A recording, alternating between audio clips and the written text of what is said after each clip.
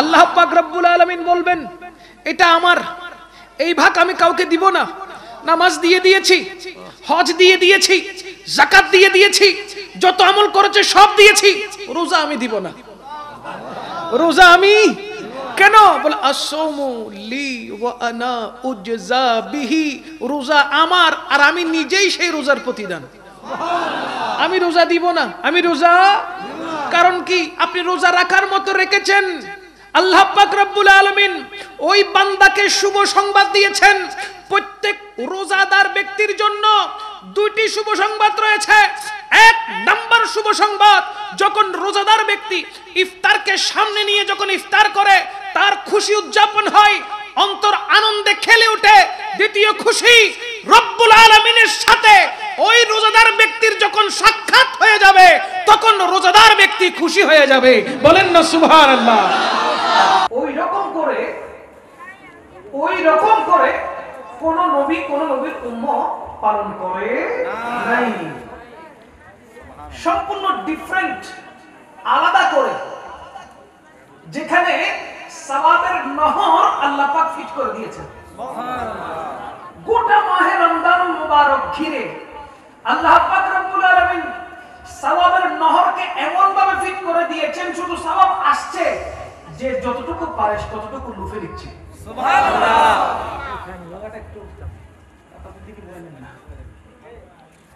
এখন এখানে যদি এই ছাদের উপরে উঠে আমি যদি এক বস্তা স্বর্ণ নিয়ে ঢালতে থাকি আর বলতে থাকি যার যত ইচ্ছে নেন, আফসোস করবে, আহা যদি সারা শরীরে ফোকাট থাকতো। আফসোসটা কেন করবে? বলে স্বর্ণ যত আছে প্রত্যেক পকেটে নেওয়া যেত। এখন পকেট দুইটা হওয়ার কারণে নিতে পারছি না। অনেকেই তো লুঙ্গি পরে আসছে, ঠিক না? ওরা দিয়ে ফদার মানি খালি দেরি স্বর্ণ যা আছে লুঙ্গিরে পকেট বানাই দুইজন, তুমি কে তো হুজুর যা খালি বোঝাই কিনা রে মাথা না, ঠিক কিনা? বুঝার জন্য বলছি। আমরা আফসোস করব আমাদের তো পকেট নাই কেন, এত ধন দৌলত পড়ছে, সব যেন নিতে পারি। কথা বলেন না, ঠিক না? আল্লাহ পাক রব্বুল আলামিন সুবহানাল্লাহ পকেট ছাড়া সওয়াবের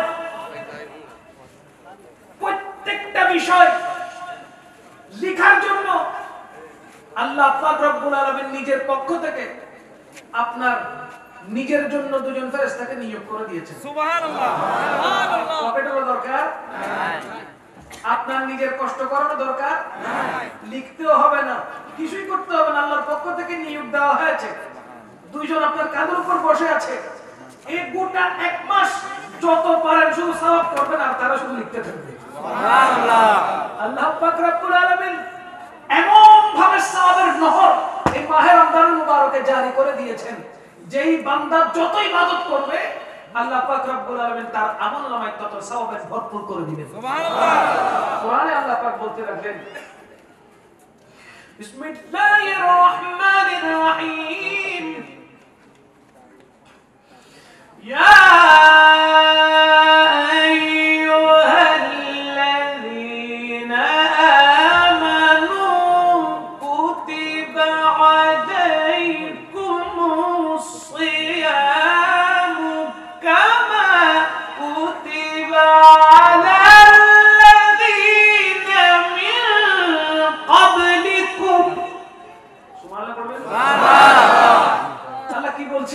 চমৎকার করে জানাচ্ছেন, ইয়া আইয়ুহাল্লাযীনা আমানু, হে ঈমানদারগণ, কুতিবা আলাইকুমুস সিয়াম, তোমাদের উপর রমজান মুবারকের রোজাকে ফরজ করা হয়েছে, কামা কুতিবা আলাল্লাযীনা মিন ক্বাবলিকুম, তোমাদের পূর্ববর্তীগণের উপর যেভাবে রোজাকে ফরজ করা হয়েছিল তোমাদের উপরেও ওই রোজাকে ফরজ করা হয়েছে।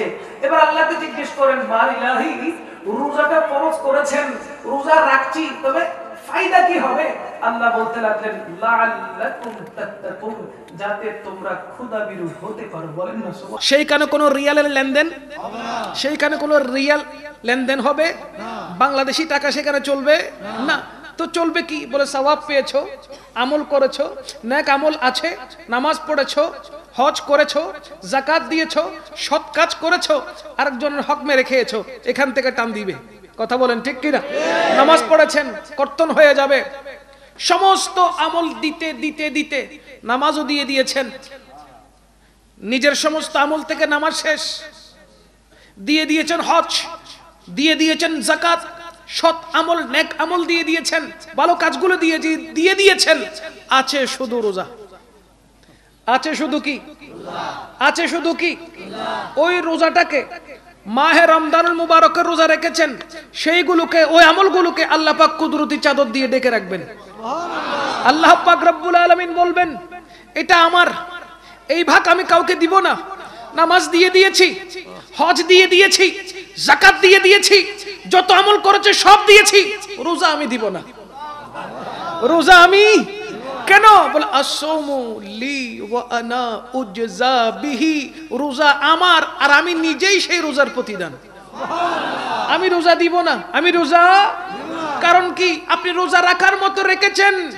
আল্লাহ পাক রব্বুল আলামিন ওই বান্দাকে শুভ সংবাদ দিয়েছেন। প্রত্যেক রোজাদার ব্যক্তির জন্য দুইটি শুভ সংবাদ রয়েছে। এক নাম্বার শুভ সংবাদ, যখন রোজাদার ব্যক্তি ইফতারকে সামনে নিয়ে যখন ইফতার করে, তার খুশি উদযাপন হয়, অন্তর আনন্দে খেলে ওঠে। দ্বিতীয় খুশি, রব্বুল আলামিনের সাথে ওই রোজাদার ব্যক্তির যখন সাক্ষাৎ হয়ে যাবে, তখন রোজাদার ব্যক্তি খুশি হয়ে যাবে। বলেন না সুবহানাল্লাহ। আল্লাহকে দেখতে চাই কি চাই না? আল্লাহর পবিত্র জবানে পাকে সূরা রহমান শুনতে চাই কি চাই না? বিসমিল্লাহির রহমানির রহিম। আর রহমান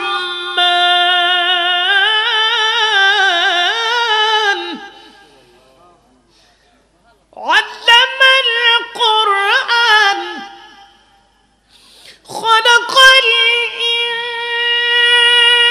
ইনসানা আল্লামাহুল বায়ান। তেলাওয়াত করবে কে? বলেন না কে? আল্লাহ। আল্লাহ তিলাওয়াত করবে আর রোজাদাররা ওই তেলাওয়াত শুনবে। পার হয়ে যাবে সময়, বছরের পর বছর চলে যাবে, আল্লাহ পাক রব্বুল ইজ্জত তেলাওয়াত থামিয়ে ফেলবেন। জিজ্ঞেস করা হবে, বারিলাহি, সামান্য তো তেলাওয়াত করেছেন, থামিয়ে ফেললেন কেন? আল্লাহ পাক রব্বুল আলামিন বলতে থাকবেন যে, ও জান্নাতীরা, একদিন দুদিন নয় তো, কত শত বছর যে তোমরা আমি আল্লাহর কণ্ঠে, কুদরতি কণ্ঠে তেলাওয়াত শুনেছো, তার কোনো হিসাব নাই। কিন্তু জান্নাতীরা বলবে, আল্লাহ রে, জান্নাত চাই না, আপনার জবান থেকে তেলাওয়াত শুনতে চাই। তাহলে এই তেলাওয়াতের মজা কেমন? এই তেলাওয়াতের মজা কেমন? এই কোরআনের স্বাদ কেমন? কোরআন, আহা! আল্লাহ পাক রব্বুল আলামিন বলতে কোরআনে পাকে ইরশাদ করছেন, বিসমিল্লাহির রহমানির রহিম। شهر رمضان الذي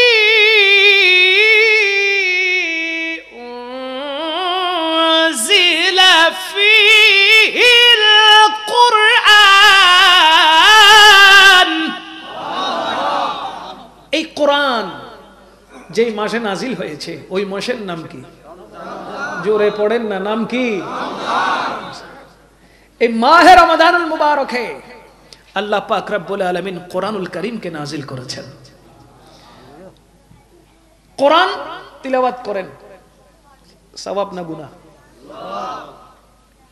কোরআন বুকে নেন, কোরআন চোখে দেখেন, কোরআনের উপরে আঙ্গুলটাকে বুলিয়ে নেন, সওয়াব আছে না নাই? কোরআনকে মোহাব্বত করলেও সওয়াব, কোরআনকে বুঝলে সওয়াব, কোরআন দেখলে সওয়াব, কোরআন পড়লে সওয়াব, কোরআনের দিকে তাকিয়ে থাকাটাই সওয়াব। কথা বলেন ঠিক কিনা? রাসূল করিম সাল্লাল্লাহু আলাইহি ওয়াসাল্লাম হাদিসে মুবারকায় ইরশাদ মুবারকা করছেন, এই পবিত্র কোরআন কাল হাসরের ময়দানে আপনার পক্ষ হয়ে সাক্ষী দিবে, কবরের মধ্যে সাক্ষী দিবে। যখন কেউ আপনার পাশে থাকবে না, তখন কোরআন আপনার সামনে দাঁড়িয়ে যাবে। তো এই কোরআন পড়ার দরকার আছে না নাই? ওই কোরআনকে মোহাব্বত করার দরকার আছে না নাই? বছরে কয়বার?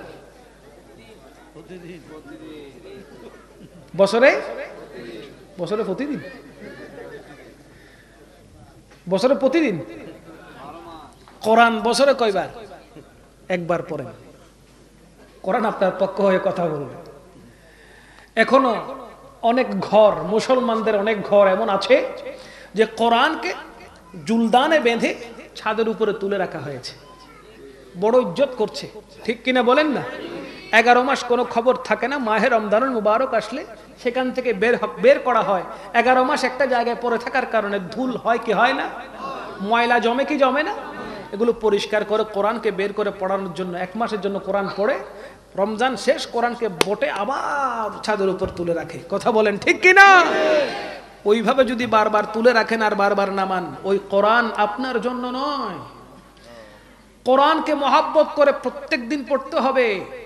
কোরআনে আল্লাহর হাবিব সাল্লাল্লাহু আলাইহি ওয়াসাল্লাম কি মেসেজ দিয়েছেন, গোটা 63 বছর জীবনে রাসূল করিম সাল্লাল্লাহু আলাইহি ওয়াসাল্লাম কিভাবে চলেছেন, আপনাকে ওই ধারণা নিতে হবে, সে অনুযায়ী চলতে হবে।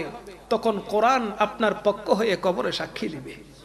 তখন কোরআন কাল হাসরের ময়দানে আপনার পক্ষ হয়ে আল্লাহর দরবারে ফরিয়াদ করবে। এখন আপনি কোরআনকে পড়ছেন বছরে একবার, কোরআন খতম দিয়েছেন আবার বেঁধে রেখে দিয়েছেন, এমন কোরআন আপনার পক্ষ হয়ে সাক্ষ্য দিবে। মনে রাখবেন, কাল হাসরের ময়দানে আপনার জবান বন্ধ করে দেওয়া হবে, কথা বলার সুযোগ থাকবে না। আপনার হাত কথা বলবে, ওয়াতুকাল্লিমুনা আইদিহিম, আপনার হাত কথা বলা শুরু করবে, ওয়াতাশহাদু আরজুলুহুম, আপনার পা সাক্ষী দেওয়া শুরু করবে। তখন আপনি চাইলেও কথা বলার সুযোগ নাই, আপনার জবান বন্ধ, ঠোঁট বন্ধ হয়ে যাবে, কথা বলার মতো শক্তি আপনার থাকবে না, বাক শক্তি আপনি হারিয়ে ফেলবেন। আপনার হাত কথা বলা শুরু করবে। প্রশ্ন হলো, এই হাত কাল হাসরের ময়দানে আমার পক্ষে বলবে না আমার বিপক্ষে বলবে? যদি আপনি আল্লাহ পাক রব্বুল আলামিনের দেওয়া এই হাতখানা যদি সৎ কাজে ব্যবহার করেন, ভালো কাজে ব্যবহার করেন, আপনার এই হাত দিয়ে যদি কোনো খারাপ কাজ না করেন, তাহলে আপনার হাত আপনার পক্ষ হয়ে কথা বলবে। আপনার হাত বলবে, আমাকে দিয়ে ভালো কাজ করা হয়েছে, আমাকে দিয়ে কোরআনে পাক তেলাওয়াত করা হয়েছে, আমাকে দিয়ে সৎ কাজ করা হয়েছে, আমাকে দিয়ে খারাপ কাজ করা হয় নাই, সব সময় হালাল ব্যবহার করা হয়েছে, হারাম কোনো কিছু ব্যবহার করা নাই। তখন এই হাত আপনার পক্ষ হয়ে সাক্ষ্য দিবে। কথা বলেন ঠিক কি না? এখন হাত দিয়ে যদি চুরি করা হয়, হাত দিয়ে যদি ডাকাতি করা হয়, হাত দিয়ে যদি জুয়া খেলা হয়, এই হাত দিয়ে যদি ইয়াবা নেওয়া হয়, এই হাত দিয়ে যদি মদের গ্লাস নেওয়া হয়, এই হাত দিয়ে যদি মাতা পিতাকে প্রহার করা হয়, এই হাত দিয়ে যদি অকথ্য ভাষায় মানুষকে গালাগালার মাধ্যমে, মারপিটের মাধ্যমে হাতকে অপবিত্র করে দেওয়া হয়, কাল হাসরের ময়দানে এই হাত আপনার পক্ষে বলবে না বিপক্ষে বলবে? বলেন না, পক্ষে না বিপক্ষে?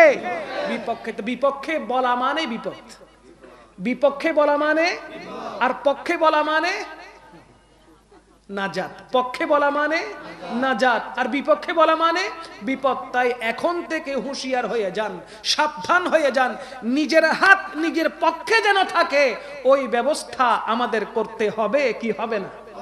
জোরে বলেন, হবে কি হবে না? শয়তান বন্দি আছে, শয়তান মাহে রমজানুল মুবারক উপলক্ষে শয়তান কি আছে, কি দিয়ে বন্দি করছে? শিকড় দিয়ে। কি দিয়ে? শিকড় দিয়ে এমন ভাবে বন্দি করে রেখেছে, অবাধ্য শয়তান কেমন ভাবে বন্দি করে রাখা হয়েছে, আপনার কাছে ভিত্তি দিচ্ছে না আল্লাহ। কেন? বলে মাহে রমজানুল মুবারকটা আমি আমার বান্দার জন্যই সৃষ্টি করেছি। এই মাহে রমজানের ভিতরে সিয়াম সাধনার মাধ্যমে, ইফতার গ্রহণ করার মাধ্যমে, সাহারি গ্রহণ করার মাধ্যমে, সালাতুত তারাবির নামাজ পড়ার মাধ্যমে, সালাতুত তাহাজ্জুদ পড়ার মাধ্যমে, সালাতুত তাসবির নামাজ পড়ার মাধ্যমে আমি আল্লাহ পাক রব্বুল আলামিনের দরবারে বান্দা কান্নাকাটি করে ফরিয়াদ করবে, কোরআনে পাকের তিলাওয়াত করে আমি আল্লাহ পাক রব্বুল আলামিনের দরবারে চোখের পানি ছেড়ে দিয়ে ফরিয়াদ করবে, জিকির আজকার দুরূদ শরীফ পড়ার মাধ্যমে আমি আল্লাহর দরবারে ফরিয়াদ করবে। আল্লাহ পাক রব্বুল আলামিন ওই বান্দার গুনাহ মাফ করে দিবে, যেই বান্দা নিশিরাতে আল্লাহর দরবারে সিজদায় পড়ে আল্লাহর কাছে গুনাহ মাফ চেয়েছিল। আল্লাহ পাক রব্বুল আলামিন আপনার আমার সকল বান্দার গুনাহ মাফের জন্য ফেরেশতা নিয়োগ করে দিয়েছেন। কেমন ফেরেশতা? যেই ফেরেশতার মাথা হচ্ছে আরশের নিচে, যেই ফেরেশতার পা হচ্ছে 7 জমিন নিচে, যেই ফেরেশতার ডান বাহু হচ্ছে পৃথিবীর পূর্ব প্রান্তে, বাম বাহু হচ্ছে পৃথিবীর পশ্চিম প্রান্তে, ওই ফেরেশতা সকাল থেকে সন্ধ্যা পর্যন্ত উম্মতের পক্ষ হয়ে, আল্লাহর নেককার বান্দার পক্ষ হয়ে আল্লাহর দরবারে ফরিয়াদ করে, বার ইলাহি রোজাদার তাকে মাফ করে দাও। তিনি বলতে থাকেন, কে আছো আজকে গুনাহ মাফ চাচ্ছ, তোমার পক্ষ হয়ে আমি আল্লাহর দরবারে সুপারিশ করব। গুনাহ মাফ চাও, রিজিক চাচ্ছ, আমি তোমার পক্ষ হয়ে আল্লাহর দরবারে সুপারিশ করব। কি চাচ্ছ? হায়াত চাও, চাইতে থাকো, চাইতে থাকো, আমি ফেরেশতা তোমার পক্ষ হয়ে আল্লাহর দরবারে সুপারিশ করব। এই মাহে রমজান সুবর্ণ সুযোগ, নিজের গুনাহকে মাফ করো, ধনী হয়ে যাও, আল্লাহ পাক রব্বুল আলামিন তোমাকে দেওয়ার জন্য সদা সর্বদা প্রস্তুত রয়েছে। আমাদের চাইতে জানতে হবে, আমাদের চাইতে আমরা যদি এই মাসটাকে ঘুমিয়ে কাটিয়ে দিই, আমরা যদি এই মাসটাকে ইবাদতের এই মাসটাকে ইবাদত বন্দেগী না করে মার্কেটে মার্কেটে ঘুরতে ঘুরতে যদি কাটিয়ে দিই, আমরা যদি এই মাসটাকে ইবাদত বন্দেগী দিয়ে না সাজিয়ে সারা দিন দিনের বেলায় রোজা রেখেছি বলে এসি ছেড়ে দিয়ে ঘুমাই যাব, সন্ধ্যার পর থেকে টেলিভিশন ছেড়ে দিয়ে রাত পার করে দিব, এই রোজার আল্লাহর দরকার বলেন না? এই রোজার আল্লাহর দরকার? রোজা ফরজ হয়েছে, আপনি আপনাকে পরিবর্তন করেন। 5 ওয়াক্ত নামাজের দরকার আছে না নাই? 5 ওয়াক্ত নামাজ ফরজ না নফল? জোরে বলেন না। রোজা নামাজ। এখন যদি আপনাদেরকে বলি দিনের বেলায় কেউ যদি বলে 2 লাখ টাকা দিব 1 গ্লাস পানি পান করো, করবেন? কারণ কি? আমি রোজা রেখেছি। আপনি তখন কি বলবেন? আমি। আপনাকে বলা হচ্ছে ভাই 2 লাখ টাকা দিব, গুফনো হইলে খান। আপনি বলবেন না গুফনো খেতে পারবো না। কেন? বলে আমি রোজা রেখেছি, গুফনে খেলেও আল্লাহ দেখবে, ওপেনে খেলেও আল্লাহ বলছে ঠিক আছে। কেউ না দেখা মতো পুকুরে যখন ডুব দিবেন তখন 3 ডুব পানি খাই নিবেন। আপনি শুধু উঠে বলবেন যে 3 ডুব পানি খাইছেন, আমি 2 লাখ টাকা দিয়ে দিব। বলেন না পুকুরের ভিতরে কে দেখবে? বলেন না কে? তাহলে আপনার ইমানটা কেমন শক্ত। আপনি টাকার উপর বিক্রি হয়ে যান নাই। কেউ দেখুক না দেখুক, দেখছে কে? আপনার কলিজার মধ্যে আল্লাহর প্রতি বিশ্বাসটা বসে গেছে, ঠিক কিনা বলেন? আপনি রোজা ভাঙতে পারছেন, অসুস্থ শরীর ক্লান্ত হয়ে যাচ্ছে, আসরের ওয়াক্ত হয়ে গেছে, আপনার প্রাণ যায় যায় অবস্থা, সবাই অনুরোধ করছে ভাই একটু পানি পান কর। আরে না, কিছুক্ষণ পর তো মাগরিবের আজান দিয়ে দিবে। কথা বলেন ঠিক কিনা? যদি জানতে চলেও যায়, অন্তত পক্ষে আল্লাহর দরবার রোজাদার হিসেবে পৌঁছাতে পারবো। মানুষ বলে কি বলে না? ইমানদার বলে কি বলে না? জান যাবে তো যাক না, সমস্যা কোথায়? রোজা অবস্থায় চলে যাব। আর যদি জান থেকে যায় তাহলে আমি একটু অপেক্ষা করি আজানের জন্য, মাগরিব হবে, রোজা তখন ভেঙে ফেলবো। জুড়ে বলেন না সুবহানাল্লাহ। অন্তিম মুহূর্তেও রোজা ভাঙতে চায় না এমন মুমিন মুসলমান আছে না নাই? কিন্তু কাল হাসরের ময়দানে যখন তাকে আল্লাহর দরবারে পেশ করা হবে, রোজা পাওয়া যাবে কিন্তু নামাজ তার কাছে পাওয়া যাবে না। সে রোজা রাখছে ঠিক, কিন্তু নামাজ আদায় করছে। সে মাহে রমজানুল মুবারকের একটা রোজাও মিস করছে না, ভাঙছে না, শত কষ্টের মধ্যেও রোজা পালন করছে, কিন্তু ওই বেচারার নামাজ পাওয়া যাবে? কেন পাওয়া যাবে না? সে রোজাকে এমন ভাবে ধরেছে, আল্লাহ দেখছে, নামাজ পড়ছেন না। আল্লাহ কি দেখছে না? আওয়াজ নাই। নামাজ অবস্থায় আপনি যে ফজরের সময় ঘুমাচ্ছেন, আল্লাহ দেখছে না? জোহরের নামাজ আপনি যে কাজা করছেন, আল্লাহ দেখছে না? আসরের নামাজ চলে যাচ্ছে, ছুটে যাচ্ছে, মাগরিব এশা আজান হয়ে গেছে, ওয়াক্ত চলে যাচ্ছে, কিন্তু আপনি আপনার খেলায় মত্ত হয়ে আছেন, আপনার ব্যবসা বাণিজ্যে আপনি পাগল হয়ে আছেন। কিভাবে টাকা ইনকাম করবেন, কিভাবে বেশি বেশি টাকা আসবে। আপনি চাকরিস্থলে গিয়েছেন, কিভাবে ছুটি হওয়ার পর আপনি বিভিন্ন জায়গায় ঘুরতে যাবেন, সারাক্ষণ পাগলের মতো ঘুরছেন গোটা দুনিয়া ইনকাম করার জন্য। দুনিয়ার পেছনে আপনি লেগে গেছেন, নামাজ কাজা হয়ে যাচ্ছে। কাল হাসরের ময়দানে নামাজের হিসাব যখন নেওয়া হবে, দেওয়ার কোনো সুযোগ আছে? বলেন না আছে? এজন্য বলছি, রোজাকে যেভাবে আপনি ফরজ মনে করছেন, নামাজও ফরজ। ওই নামাজ আদায় করতে হবে কি হবে না? ডেইলি কয় ওয়াক্ত? এখন আমরা মনে করি সপ্তাহে 1 ওয়াক্ত। কথা বলেন ঠিক কি না? আল্লাহ ফরজ করেছেন ডেইলি 5 ওয়াক্ত, আর আমরা ধরে নিয়েছি সপ্তাহে 1 ওয়াক্ত। শুধু জুমার দিন নামাজ 2 রাকাত পরেই দৌড় দিব ঘরে। কথা বলেন ঠিক কি না? এমন নেককার মুসল্লি আছে না নাই? তাহলে আমাদের কাকে রাজি করতে হবে? নামাজ যেরকম ফরজ, আমাদেরকে ওই ফরজ নামাজ ফরজের মতন করে আদায় করতে হবে। কথা বলেন ঠিক কিনা? আল্লাহ পাক রব্বুল আলামিন কোরআনুল কারীমের মধ্যে ঘোষণা দিয়েছেন, আকিমুস সালাতা, তোমরা নামাজ কায়েম করো। তো নামাজ কায়েমের জন্য আল্লাহর প্রিয় রাসূল সাল্লাল্লাহু আলাইহি ওয়াসাল্লাম আল্লাহর পক্ষ থেকে উম্মতে মুহাম্মাদের জন্য এই নামাজ নামক মেরাজ নিয়ে এসেছেন। আমার নবী বলতে লাগলেন, আল্লাহর সাথে কথা বলতে চাও, নামাজে দাঁড়িয়ে যাও। আমরা একজন অপরজনের সাথে কথা বলার জন্য মোবাইল ফোন হাতে নিয়ে নাম্বারটা টিপ দিই। কথা বলেন ঠিক না? আমার নবী পাক সাল্লাল্লাহু আলাইহি ওয়াসাল্লাম জানিয়ে দিচ্ছেন, ও আমার উম্মত, তোমরা যদি আল্লাহর সাথে কথা বলতে চাও মুসল্লায় দাঁড়িয়ে যাও। মুসল্লায় দাঁড়িয়ে যাও, দাঁড়ালে কি হবে? আল্লাহর সাথে তুমি কথা বলতে পারবে। যা বলার নামাজে দাঁড়িয়ে আল্লাহকে বলো। নামাজ শেষ হওয়ার আগে তোমার নসিব যদি ভালো থাকে, আল্লাহ মুহূর্তের ভিতরে তোমাকে ফয়সালা করে দিবেন। এই জন্য রাসূল করিম সাল্লাল্লাহু আলাইহি ওয়াসাল্লাম সালাতের ব্যাপারে বলেছেন, আস-সালাতু মি'রাজুল মুমিনিন, সালাত হলো মুমিনদের জন্য মেরাজ। আমরা ওই মেরাজ করতে চাই কি চাই না? জোরে পড়েন, চাই কি চাই না? আল্লাহ পাক আমাদের 5 ওয়াক্ত বা জামাআতে নামাজ পড়ার তৌফিক দান করুন। এক মাস যে রোজা পেয়েছেন, এই রোজাটা পেয়েছি আমার নবীর কারণে।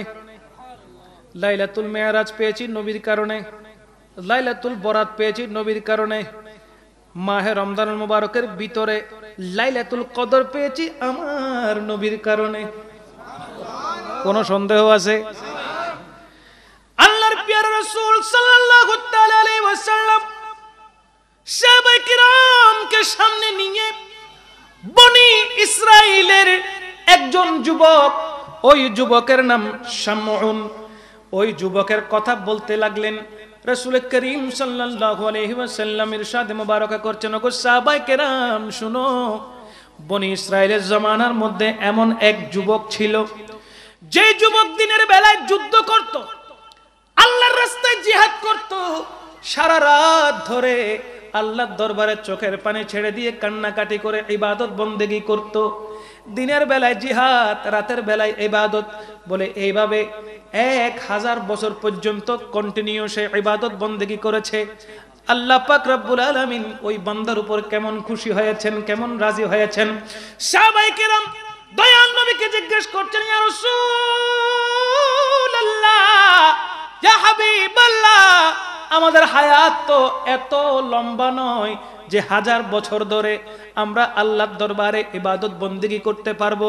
রাসূল করিম সাল্লাল্লাহু আলাইহি ওয়াসাল্লাম সাহাবায়ে কেরামদের কথার মাধ্যমে আল্লাহ পাক রব্বুল আলামিনের দরবারে ফরিয়াদ করলেন, ওগো পরওয়ারদিগারে আলম, আমার উম্মতের জন্য ওই ইবাদতের ব্যবস্থা তুমি করে দাও। সুবহানাল্লাহ। আমার উম্মতের জন্য ওই ইবাদতের ব্যবস্থা তুমি করে দাও। বলে শামউন কেমন লোক ছিলেন? যে দিনের বেলায় জিহাদ করত, রাতের বেলায় ইবাদত বন্দেগী করত। কাফেররা অতিষ্ঠ হয়ে গেছে হযরতে শামউনের জন্য, তাকে মেরে ফেলার জন্য প্ল্যানিং করছে। চিন্তা করে দেখেন, আল্লাহর নেককার বান্দা, যেই বান্দা যেখানে উপস্থিত হয়ে যেত, কাফেররা লেজ গুটিয়ে পালিয়ে যেত। ওই হযরতে শামউনের সাথে কেউ এটে আসতে পারতো না। তলোয়ার বের করার সাথে সাথে এমন এক কিরণ বের হতো তলোয়ার থেকে, যে সামনে আসতো, যে কাফের, যে মুশরিক সামনে আসতো, হযরতে শামউন তাকে তলোয়ার দিয়ে 2 টুকরা করে দিত। দূর থেকে তীর নিক্ষেপ করলেও শরীর ভেদ করে অন্যদিকে বের হয়ে যেত। লোহার মতো, ইস্পাতের মতো শক্ত শরীর ছিল, এত ইষ্টপুষ্ট ছিল, এত সুন্দর গঠন ছিল। তখন কাফেররা একত্রিত হয়ে সবাই বৈঠক করে বসলো। বলে শামউনকে কিভাবে মারা যায় দেখি। বলে তার বউকে হাত করো। তার বউকে কি করো? হাত করো। বলে কেমন করে? বলে সেই তো লোভী, তার কাছে যাও, গিয়ে বলো তাকে অসংখ্য স্বর্ণ দেওয়া হবে, অনেক স্বর্ণ মুদ্র দেওয়া হবে, তার বিনিময়ে শামউনকে যেন সে আমাদের হাতে তুলে দেয়। দেখেন এরকম ঘটনা হয় কি হয় না? এখনো পৃথিবীতে এরকম ঘটনা, বউয়ের কারণে স্বামীর মৃত্যু হয়ে যায়। কথা বলেন ঠিক কিনা? দুনিয়ার লোভের কারণে, দুনিয়া লোভে পড়ে স্ত্রী স্বামীকে খাবারে বিষ মিশিয়ে দেয়, দেয় না? পেপার পত্রিকায় আসে না? অনেক আগের ঘটনা, বনি ইসরাইলের জামানায় এক বীর সিপাহসালা হযরতে শামউন, কাফের মুশরিকরা একত্রিত হয়ে তার সহধর্মিনীর কাছে এসে বলতে লাগলো, শোনো, তোমাকে 1 কলসি পরিমাণ স্বর্ণ দেওয়া হবে, বিনিময়ে তুমি তোমার স্বামীকে রশি দিয়ে বেঁধে ফেলবে। রাতের বেলায় তোমার স্বামী যখন ঘুমোতে আসবে তখন রশি দিয়ে বেঁধে ফেলবে, বাকি কাজ আমাদের। বলে ঠিক আছে। 1 কলসি স্বর্ণ দিয়ে দেওয়া হলো। রাতের বেলায় হযরতে শামউন যখন ইবাদত বন্দেগী করার পর একটু বিশ্রাম নিতে গেল, সাথে সাথে ওনার সহধর্মিনী বড় মোটা রশি দিয়ে তার হাত পা সবকিছু বেঁধে ফেললেন। হঠাৎ যখন সকাল হলো, ঘুম থেকে যখন উঠবে, জিহাদের ময়দানে যখন ছুটে যাবে, তখন দেখতে পেল তার হাত পা সবগুলো রশি দিয়ে বাঁধা। বউর দিকে তাকিয়ে ওই হাত পা গুলো মুহূর্তের মধ্যে ছিঁড়ে ফেললেন। সুবহানাল্লাহ। এত শক্তি, এত পাওয়ার, এত শক্ত শরীর, ওই মোটা তাজা রশিগুলো কোনো কাজে আসে নাই। টান দিলেন, সাথে সাথে ছিঁড়ে গেল। জিজ্ঞেস করা হচ্ছে, তুমি আমাকে রশি দিয়ে কেন বেঁধেছো? বউ খুব চালাক ছিল, বলতে লাগলো, আপনার শক্তি প্রয়োগ কতটুকু আছে, আপনার পাওয়ার কতটুকু আছে একটু দেখার জন্য রশি দিয়ে বেঁধে রেখেছিলাম। ওই সহধর্মিনী কাফেরদের সাথে মিলিত হয়ে বলতে লাগলো, মোটা রশি দিয়ে বেঁধেছি, মুহূর্তের মধ্যে ছিঁড়ে ফেলেছে, এমন কোনো ইস্পাত নাই তাকে বেঁধে রাখার জন্য, সুতরাং ভালো কিছু দাও। তখন কাফেররা মোটা রশি দিল, সাথে সাথে দিল শিকড়, কি লোহার বেড়ি, লোহার বেড়ি দিল। দেওয়ার পর বউকে দিল, জড়ো, রাতে বেঁধে ফেলবা, দিনের বেলায় যাব। রাতে বেঁধে ফেলবা, দিনের বেলায় যাব। আবার ওই বউ রাতে হাতে বেড়ি পরিয়ে দিল, ভালো করে শক্ত করে বেঁধে দিল। ফজরের যখন উঠলো, আবার টান দিতেই সব ছিঁড়ে গেল। জোরে বলেন না সুবহানাল্লাহ। শক্তি দিছে কে? বলেন না, শক্তি দিছে কে? আল্লাহ পাক শক্তি দিয়েছেন। টান দিতেই লোহার বেড়ি খুলে গেল, সব খুলে গেল। এখন শয়তান মানব সুরতে এসে কাফেরদেরকে শিখিয়ে দিচ্ছে, লোহার বেড়িতে তাকার কোনো কাজ হবে, রশি দিয়ে তার কোনো কাজ হবে? তাকে জিজ্ঞেস করো কোন জিনিস দিয়ে বাঁধলে সে খুলতে পারবে না।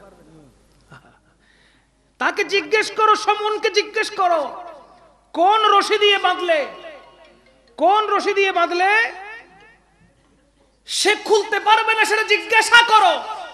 সাথে সাথে বউ রাতের বেলায় যখন জিজ্ঞেস করছে, স্বামীকে মোহাব্বত দেখিয়ে আদর করে যখন জিজ্ঞেস করছে, এমন কোন জিনিস আছে যেটা দিয়ে আপনাকে বাঁধলে আপনি ছিঁড়তে পারবেন না, খুলতে পারবেন না? তখন হযরতে শামউন বলতে লাগলো, আমার চুল দেখো, যে চুল মাটি পর্যন্ত স্পর্শ করেছে। আমার চুল 4টি বিনি ছিল, ওই চুলে কয়টি বিনি? 4টি। বলে এই চুল দিয়ে যদি আমাকে বাঁধা হয়, আমি ওই বাঁধ খুলতে পারবো না। এই চুল দিয়ে যদি আমাকে বাঁধা হয়, আমি ওই বাঁধ খুলতে পারবো না। তাছাড়া দুনিয়ার যেই কোনো শক্ত জিনিস দিয়ে আমাকে বাঁধো না কেন, আমি মুহূর্তের মধ্যে সমস্ত বাঁধন খুলে ফেলতে পারবো। এখন স্ত্রী করলো কি, হযরতে শামউনকে এমন ভাবে বেঁধে ফেললেন, তার চুল দিয়ে তিনি আর নড়তে চড়তে পারছে না।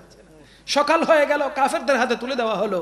কাফেররা নিয়ে গেল 400 ফুট গভীরের নিচে, বিশাল এক প্রাসাদের ভিতরে, যেখানে শুধু মার্ডার করা হয়, হত্যা করা হয়। সেইখানে ওনাকে ফেলে দিলেন, বড় এক দালানের নিচে ওনাকে ফেলে দেওয়া হলো। সেখানে ওনাকে কতল করে দেওয়া হবে। হঠাৎ তার চোখ দিয়ে পানি চলে আসলো। হযরতে শামউন আল্লাহর দরবারে ফরিয়াদ করলেন, বার ইলাহি, তুমি আমাকে এমন শক্তি দাও, এমন পাওয়ার দাও, যেন আমি নিজেকে মুক্ত করে এই কাফেরদেরকে দুনিয়া থেকে যেন একেবারে শেষ করে দিতে পারি। আমাকে তুমি শক্তি দাও। আল্লাহ পাক সাথে সাথে শামউনের দোয়া কবুল করে নিয়েছেন।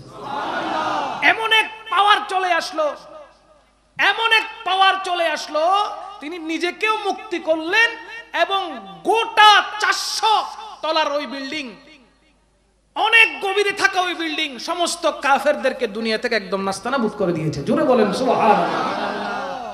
এই কাজ কি সহজ না কঠিন? বলেন না, এই কাজ সহজ না কঠিন? দিনের বেলায় জিহাদ করা, রাতের বেলায় আল্লাহর দরবারে মশগুল থাকা, ইবাদত বন্দেগীর মাধ্যমে সারা রাত পার করে দেওয়া, এরপরে এত পরীক্ষা আসা, কাফের মুশরিকদের সাথে যুদ্ধ করা, এত শত ইবাদত 1000 বছর ধরে করেছে। আমার নবী পাক যখন আল্লাহর দরবারে উম্মতের জন্য ফরিয়াদ করেছে, আল্লাহ পাক রব্বুল আলামিন সাথে সাথে জিবরিল আমিনকে পাঠিয়ে দিয়েছেন। এবং আল্লাহ পাক রব্বুল আলামিন আমার নবী পাক সাল্লাল্লাহু আলাইহি ওয়াসাল্লামকে জানিয়ে দিলেন, ইয়া রাসূলুল্লাহ, আপনার খাতিরে আপনার উম্মতকে আমি লাইলাতুল কদর দান করে দিয়েছি। কেমন লাইলাতুল কদর? বিসমিল্লাহির রহমানির রহিম। ইন্না আনজালনাহু ফি লাইলাতিল কদরি ওয়া মা আদরাকা মা লাইলাতুল কদরি। লাইলাতুল কদরি খায়রুম মিন আলফি শাহর। জোরে বলেন না সুবহানাল্লাহ। লাইলাতুল কদরে খায়রুম মিন আলফি শাহর। একটি মাত্র রাত, যে রাত হাজার মাসের চেয়ে উত্তম। একটি মাত্র রাত, যে রাত হাজার মাসের চাইতে ওই রাত কোথায় আছে? মাহে রমজানে। আহা, ওই রাত কোথায় আছে? মাহে রমজানুল মুবারকে ওই রাত রয়েছে। রাসূল করিম সাল্লাল্লাহু আলাইহি ওয়াসাল্লাম হাদিসে মুবারকা ইরশাদ করছেন, ও আমার উম্মতেরা, লাইলাতুল কদরকে তোমরা গোটা রমজানে তালাশ করো। আবার আমার নবী পাক সাল্লাল্লাহু আলাইহি ওয়াসাল্লাম ইরশাদ মুবারকা করলেন, হে আমার উম্মতেরা, লাইলাতুল কদরকে গোটা রমজানের বেজর রাতগুলোতে তোমরা তালাশ করো। আবার আমার নবী পাক সাল্লাল্লাহু আলাইহি ওয়াসাল্লাম আরো সহজ করে দিলেন উম্মতকে, হে আমার উম্মত, লাইলাতুল কদরকে মাহে রমজানুল মুবারকের শেষ দশকে তালাশ করো। আমার রাসূল করিম সাল্লাল্লাহু আলাইহি ওয়াসাল্লাম উম্মতের সুবিধার জন্য আবার বললেন, হে আমার উম্মতেরা, লাইলাতুল কদরকে তোমরা শেষ দশকের ভেজর রাতে তালাশ করো। দেখেন, আল্লাহর রাসূল সাল্লাল্লাহু আলাইহি ওয়াসাল্লাম চাচ্ছেন আমার প্রত্যেকটা উম্মত লাইলাতুল কদর যেন পেয়ে যায়। কারণ যেই উম্মত লাইলাতুল কদর পেয়ে যাবে, জিন্দেগীর সমস্ত গুনাহ আল্লাহ পাক শুধু লাইলাতুল কদরের ওসিলায় মাফ করে দিবেন। আমরা গুনাহ মাফ চাই কি চাই না? বলেন না, চাই কি না? উম্মতেরি মায়াই নবী কান্দেন যারে যার। উম্মতেরি মায়াই নবী কান্দেন যারে যার। মাফ করে দাও ও হে আল্লাহ, মাশাআল্লাহ, মাফ করে দাও ও হে আল্লাহ। উম্মতেরি মায়াই নবী কান্দেন যারে যার। উম্মতেরি মায়াই নবী কান্দেন যারে যার। মাফ করে দাও ও হে আল্লাহ, উম্মত গুনাহগার। মাফ করে দাও ও হে আল্লাহ, উম্মত গুনাহগার। দয়াল নবী মাশাআল্লাহ, মায়ার নবী মারহাবা, জানের নবী আহা, জিন্দা নবী মারহাবা মারহাবা মারহাবা মারহাবা। নবীজি আমার, মাফ করে দাও ও হে আল্লাহ, মাশাআল্লাহ, মাফ করে দাও ও হে আল্লাহ, উম্মত গুনাহগার। সম্মানিত হাজরিন, আল্লাহ পাক রব্বুল আলামিন আমাদেরকে দয়া করেছেন, মাহে রমজানুল মুবারক পর্যন্ত আসার জন্য সুযোগ করে দিয়েছেন। গত বছর আমাদের অনেক ভাই বেরাদার বন্ধু বান্ধব দুনিয়াতে বেঁচে ছিল, কিন্তু এই বছর দুনিয়াতে আর বেঁচে দুনিয়া থেকে চলে গেছে। টনে টনে মনে মনে মাটি নিয়ে অন্ধকার কবরে শুয়ে আছে। সুতরাং সে আজকে লাইলাতুল কদরের হকদার হতে পারবে? লাইলাতুল কদরের হকদার হওয়ার জন্য আল্লাহ যখন আমাদেরকে সুযোগ করে দিয়েছেন, সুতরাং আমাদেরকে এমন ভাবে আল্লাহ পাক রব্বুল আলামিনের দরবারে নিজেকে সঁপে দিতে হবে। 24টা ঘন্টা মাহে রমজানুল মুবারকের মধ্যে 24টা ঘন্টা আল্লাহ পাক রব্বুল আলামিনের সাথে নিজের রূহকে লাগিয়ে রাখতে হবে।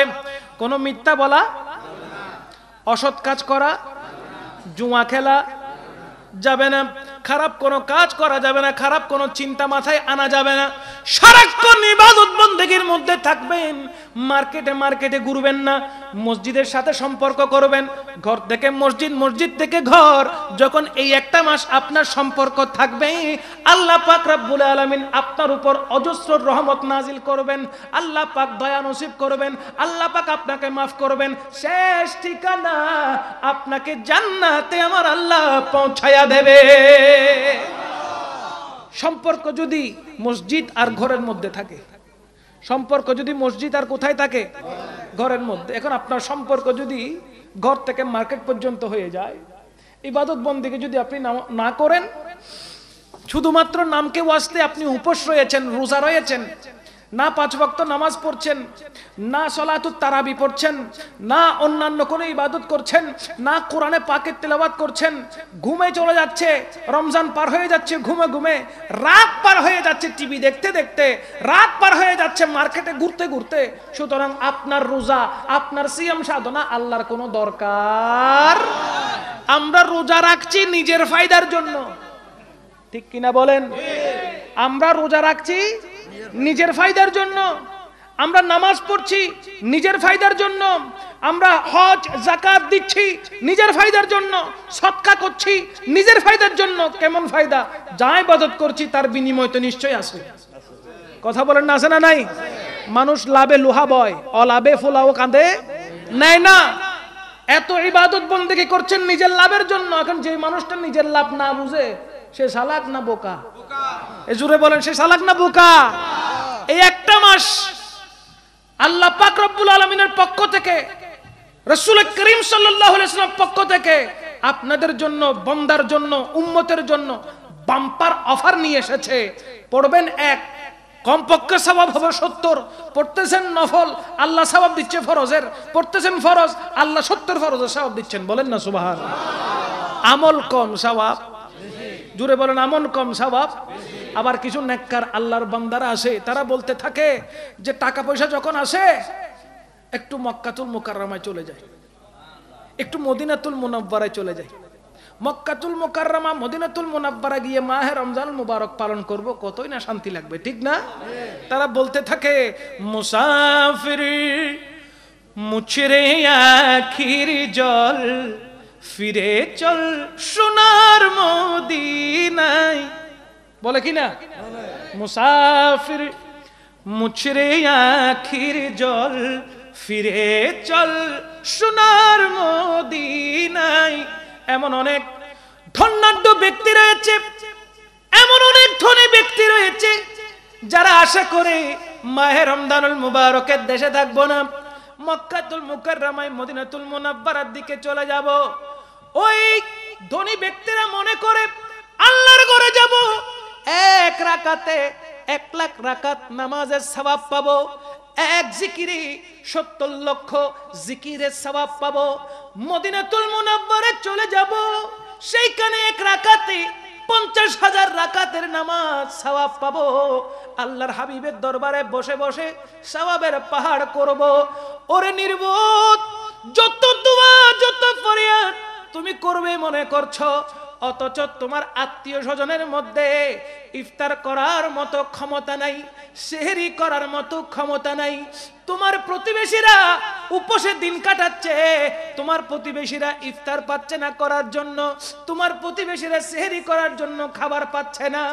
আর তুমি মনে করছো মক্কাতুল মুকাররমায় গিয়ে, মদিনাতুল মুনাওয়ারায় গিয়ে সওয়াবের পাহাড় গড়বে। না না না না না, ওই সওয়াব তোমার কোনো কাজে আসবে না। আল্লাহ পাক রব্বুল আলামিনের রহমত তোমার উপর থাকবে না। কেন থাকবে না? কেন থাকবে না? যেহেতু তুমি যাকাত দাও নাই, যেহেতু তুমি যাকাত দাও নাই, সদকা করো নাই, ফিতরা দাও নাই, কোনো কিছু করা ছাড়া তোমার প্রতিবেশীর খবর না নাও নাই, তোমার প্রতিবেশীদের খবর নাও নাই, কারো খবর না নিয়ে, কারো খবর না নিয়ে কি অবস্থায় আছে, কেমন অবস্থায় আছে ওই খবর তুমি নাও নাই, তুমি মনে করছো মক্কায় আসলাম একে 1 লাখ পেয়ে গেলাম। আরে না না না, কাল হাসরের ময়দানে আল্লাহ পাক রব্বুল আলামিন তোমাকে কাঠগড়ায় দাঁড় করাবেন। আল্লাহ জিজ্ঞাসা করবেন, প্রতিবেশীর খবর না নিয়ে মক্কাতুল মুকাররমায় উমরা করার জন্য আসলে, কোন কারণে কোন আশায় আসলে? আজ তোমাকে আমি কাঠগড়ায় দাঁড় করাতাম না যদি মক্কাতুল মুকাররমায় মদিনাতুল মুনাওয়ারায় না এসে উমরা না করে যদি তুমি তোমার প্রতিবেশীর খবর নিতে। কথা বলেন ঠিক কি না? আমার নবীর কলিজাটা কত বড় জানেন? আম্মা জান আয়েশা সিদ্দিকা রাদিয়াল্লাহু তাআলা আনহাকে রাসূল পাক সাল্লাল্লাহু আলাইহি ওয়াসাল্লাম বললেন, হে আমার আয়েশা, আজকে ঘরের মধ্যে দুম্বা রান্না করা হচ্ছে, ছাগল রান্না করা হচ্ছে, একটু জুল বাড়াই দিও, একটু জুল। কেমন রহমতুল লিল আলামিন! যিনি মানবতার শিক্ষক, মানুষকে যিনি মানবতা শিখিয়েছেন, মনুষ্যত্ব শিখিয়েছেন, আম্মা জান আয়েশা সিদ্দিকা রাদিয়াল্লাহু তাআলা আনহাকে বলতে লাগলেন, একটু জুল বাড়াই দিও। তরকারি যখন রান্না করবে, গোশত যখন রান্না করবে, তখন একটু ঝুল বাড়াই দিও। কেন? বলে এই গ্রাম যদি প্রতিবেশীর নাকে যায় এবং সে যদি আসে আমি রাসূলের দরবারে, তাহলে মাংস না থাকলে, গোশত না থাকলে অন্তত পক্ষে ঝুল দিতে পারবো। জোরে বলেন না সুবহানাল্লাহ। আহা, কেমন নবী! আরে দো জাহানে কি যে হবে আমার পরিচয়, দু জাহানে কি যে হবে আমার পরিচয়, প্রিয় নবীর গোলাম ছাড়া, মাশাআল্লাহ, প্রিয় নবীর গোলাম ছাড়া নাই, দু জাহানে কি যে হবে আমার পরিচয়, দু জাহানে কি যে হবে আমার পরিচয়, প্রিয় নবীর গোলাম ছাড়া অন্য কিছু নয়, প্রিয় নবীর গোলাম ছাড়া অন্য কিছুই নয়। ঠিক কি না? আমাদের পরিচয় একটা, আমরা গোলামে মুস্তাফা। আমরা কি গোলামে? যারা গোলামে মুস্তাফা তারা সব সময় নবীর আদর্শে আদর্শবান হওয়ার চেষ্টা করে। আমাকে আল্লাহ পাক মাহে রমজান পর্যন্ত আসার ব্যবস্থা করেছেন। রোজা মানে খালি উপোস থাকা নয়। আপনি এসি ছেড়ে রোজা পালন করলেন, রোজা শেষ হয়েছে, ইফতার সামনে নিয়ে ফেসবুকে স্ট্যাটাস দিচ্ছেন, প্রথম রোজা ডান, প্রথম রোজা ডান। সেহেরি শেষ করেছেন, সেহেরি খেয়ে দ্বিতীয় রোজার জন্য সেহেরি খেলাম, ডান। আপনি ডান ডানা ডান হবেন, আল্লাহর কাছে কবুল হইতে পারবেন? কোন কাজে আসবে না আপনার আমলগুলো যদি আপনি সিয়াম সাধনের মূল অর্থ না বুঝেন, না জানেন। রোজা আপনার জন্য নয়। আল্লাহ পাক রব্বুল আলামিন অগণিত ফেরেশতা তৈরি করে রেখেছেন যারা শুধু রোজা রেখে আল্লাহর দরবারে জিকির করছে। আলহামদুলিল্লাহ বলার জন্য কোটি ফেরেশতা আল্লাহ তৈরি করে রেখেছেন, সুবহানাল্লাহ বলার জন্য কোটি ফেরেশতা আল্লাহ তৈরি করে রেখেছেন, আল্লাহু আকবার বলার জন্য কোটি ফেরেশতা আল্লাহ পাক তৈরি করে রেখেছেন। আপনার আর আমার ইবাদতের আল্লাহ দরকার নাই, কোনো প্রয়োজন নাই। এরপরেও আমার নবীর খাতিরে আল্লাহ চাচ্ছেন আপনাকে বাঁচাতে। এই জন্য আল্লাহ পাক আপনাকে মাহে রমজান দিয়েছেন। রমজান পেলেন, কদর পেলেন, কিন্তু কদর বুঝলেন না। রমজান পেয়েছেন, লাইলাতুল কদর পেয়েছেন, কিন্তু নিজে কদর বুঝলেন না। তাহলে আপনার মতো দুর্ভাগা কোন বান্দা হতে পারে? রোজা রেখেছেন, উপোস থেকেছেন, আপনি চিন্তা করেন যারা এক বেলা খায় আর এক বেলা উপোস থাকে তাদের দিন কিভাবে কাটছে। এসিতে আপনি ঘুমোচ্ছেন, এসি বন্ধ করে দেন, রাস্তায় একটু হাঁটেন, রোদের মধ্যে হাঁটেন, তখন বুঝবেন দিন মজুররা কেমন কষ্ট করছে। আপনি খান নাই, পেটের যন্ত্রণায় পারছেন না আর টিকতে, হরেক রকমের আইটেম তৈরি করে সামনে রেখেছেন। ইফতার শুরু হবে মাত্রই ওইগুলোর উপর ঝাঁপিয়ে পড়বো, এইটা খাবো না, ওইটা খাবো, ওইটা খাবো না, ওইটা খাবো। 20, 30, 40, 50 রকমের আইটেম আপনার টেবিলের সামনে পড়ে আছে।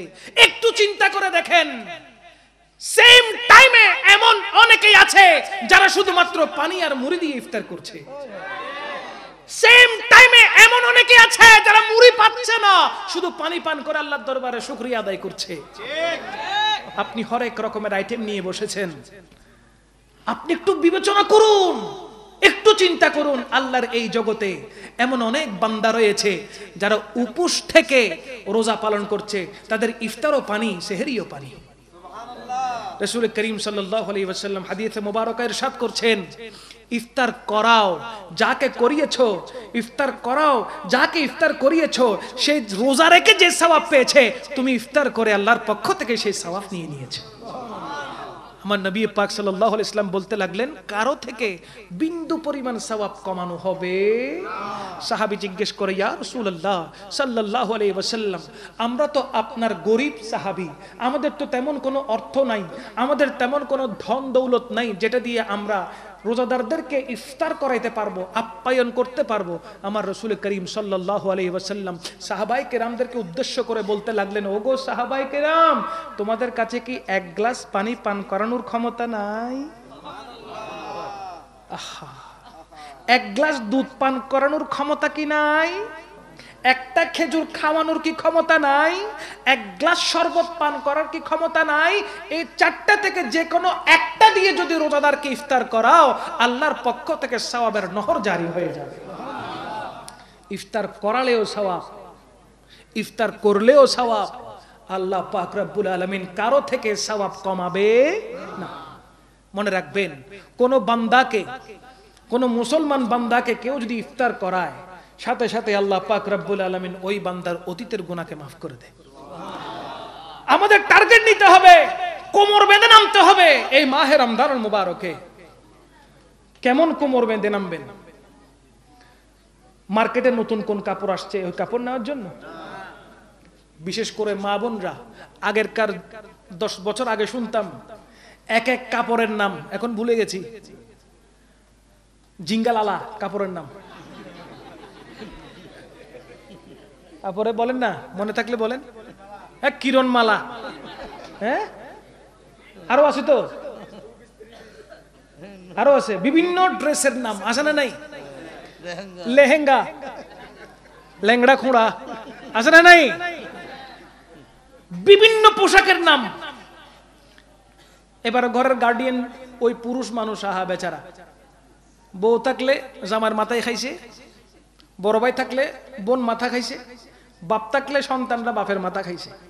কথা বলেন না, ঠিক কিনা? মার্কেটে নতুন মাল আসছে, কি মাল? কই জিঙ্গালালা নাম, নিতেই হইব যত টাকা হোক। কথা বলেন ঠিক কিনা? আমাদের রুচি ওদিকে চলে গেছে, সেখান থেকে ডাইভার্ট করে নিয়ে আসতে হবে। মার্কেটে কি চলছে সেটা দেখবো না, ইবাদতের প্রতিযোগিতা কি চলছে সেটা দেখতে হবে। কথা বলেন না, ঠিক কিনা?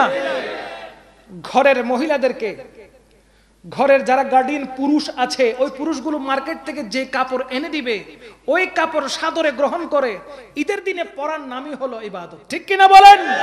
আর এখন দেখা যায় এটা পছন্দ হয় নাই, কি বিষয়টা করব না, মার্কেটে যাব বলে, কি বলে না? খবরদার, সর্বপ্রথম আপনাকে পর্দা করা ফরজ। ঠিক কিনা? আপনার পর্দা লাগবে, মার্কেটে বড় যান, এটা আসতেছে পরের বিষয়, বাট আপনাকে পর্দা করতে হবে। মার্কেট গেলে দেখা যায় কয়জন আছে পর্দা করবে। কথা বলেন ঠিক কিনা? মার্কেট গেলেই বোঝা যায় কতজন আছে পর্দা করছে। আপনি না পর্দা করলেন, পেছন থেকে আরেক ভাই আপনাকে কোনা চোখে দেখতেছে। ঠিক কিনা বলেন? বোরকা পরিধান করেছেন, টাইট ফিট, আপনাকে দেখে স্ক্যানিং করে নিয়েছে। সুতরাং আপনি নিজেকে নিজে পণ্য মনে করে বাজারে তুলে দিয়েছেন, অথচ আপনার পরিবার, আপনার ভাই, আপনার বাবা, আপনার পরিবারের গুরুজনরা আপনাকে প্রোডাক্ট হতে দিচ্ছে না, বাজারের পণ্য হতে দিচ্ছে না।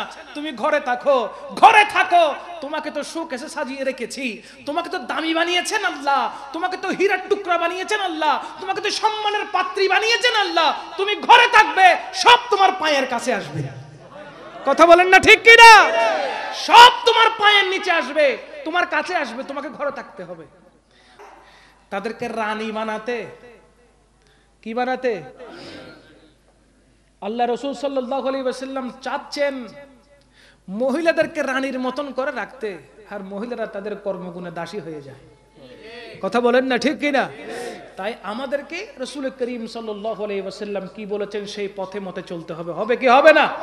যদি আমরা একটু মিসগাইড হয়ে যাই, শয়তানের ধোঁকায় যদি পড়ে যায়, তাহলে আমরা নিজেকে নিজে জাহান্নামের দিকে ঠেলে দিব। ঠিক কিনা বলেন? আমরা জান্নাত চাই না জাহান্নাম চাই? জোরে বলেন, জান্নাত চাই না জাহান্নাম চাই? জান্নাত চাইলে জান্নাতি পরিবেশে থাকতে হবে, জান্নাত চাইলে জান্নাতি কাজ করতে হবে, জান্নাত চাইলে জান্নাত ওয়ালার সাথে থাকতে হবে, সম্পর্ক সেখান থেকে। কথা বলেন ঠিক কিনা? আল্লাহ পাক রব্বুল আলামিন আমাদেরকে সব সময় জান্নাতি পরিবেশে থাকার তৌফিক দান করুন। সম্মানিত হাজরিন, ঘরের মধ্যে মাহে রমজানুল মুবারক উপলক্ষে ইফতার তৈরি হয় কি হয় না?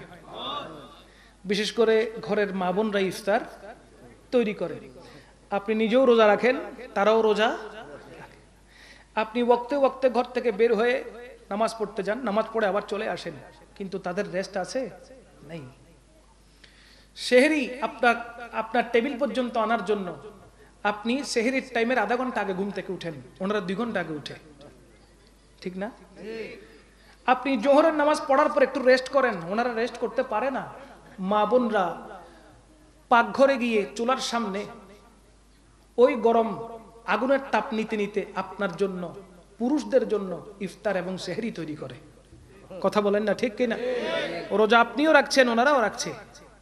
রাসূল করিম সাল্লাল্লাহু আলাইহি ওয়াসাল্লাম কত চমৎকার করে মহিলাদের জন্য জান্নাতটাকে সহজ করে দিয়েছে। দেখেন, আপনি এক রোজার সওয়াব পাচ্ছেন, আর ওনারা ইফতার তৈরি করে দিয়ে, সেহরি খাইয়ে দিয়ে আপনার থেকেও সওয়াবের ভাগীদার হয়ে যাচ্ছে।